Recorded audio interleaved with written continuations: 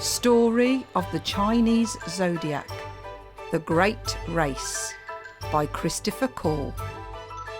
Long ago in very ancient China, there were no years or days or hours. The sun rose and fell without anyone knowing how much time had passed, as there was no way of telling. One day the Jade Emperor realised that he did not know how old he was. "We must have a way of measuring time," he thought. So he gathered all the animals in the kingdom together and said, "Tomorrow there will be a great race. The first 12 animals to cross the river will each have a year named after them." All the animals wanted to win this wonderful prize. Among the animals were the cat and the rat, who were great friends. "Let's win this race together," said the cat. "Make sure you wake me up," he added, for he often slept all day. In the morning, the rat pushed, tickled and shouted, but it was impossible to wake the cat. So he crept out of the house and headed for the river. On his way, the rat met an ox. "Are you joining the race, rat?" asked the ox. "Ride on my back, and I will carry you across." "I will sing to you to say thanks," said the rat, and he climbed aboard. The great race had begun.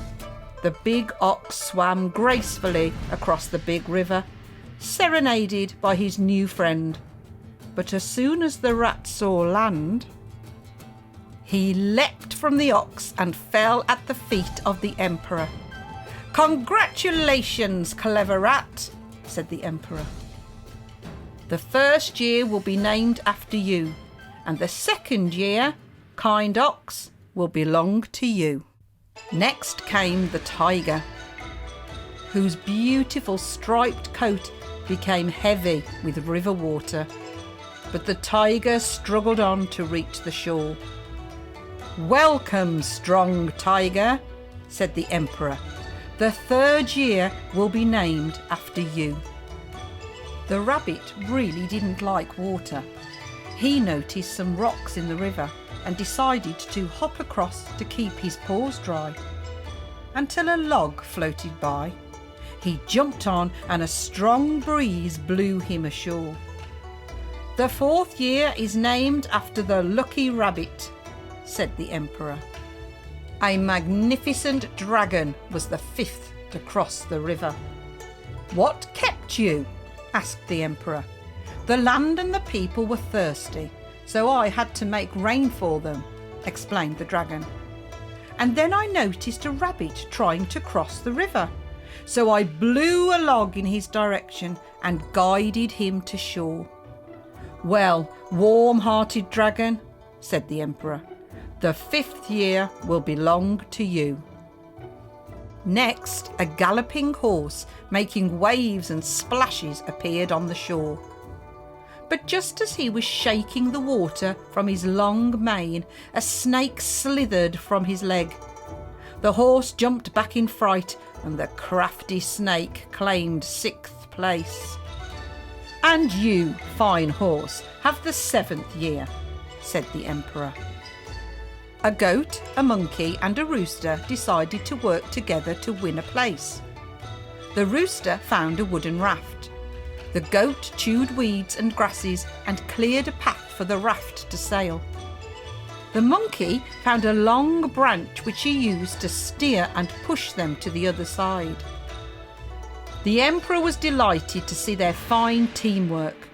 "The 8th year will be goats, the 9th year monkeys, and the 10th roosters," he said. A dog arrived to claim 11th place.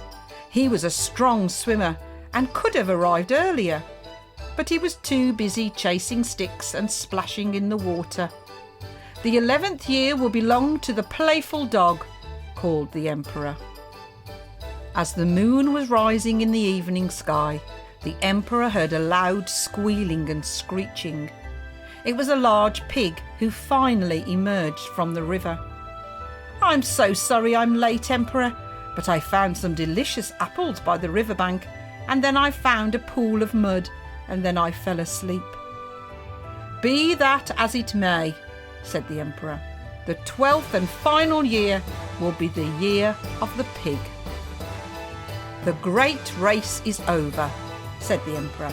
"Let us celebrate." But just then there came a terrible howling from the reeds. It was the cat, looking wet and bedraggled and very, very cross. He saw the rat sitting with the Emperor and shouted, "You were supposed to wake me, you rat! I will never forgive you." The cat was so angry that the rat fled for his life. And through the first 12 years that passed, and the 12 years after that, and all the many years leading up to this day, rats have always fled from cats.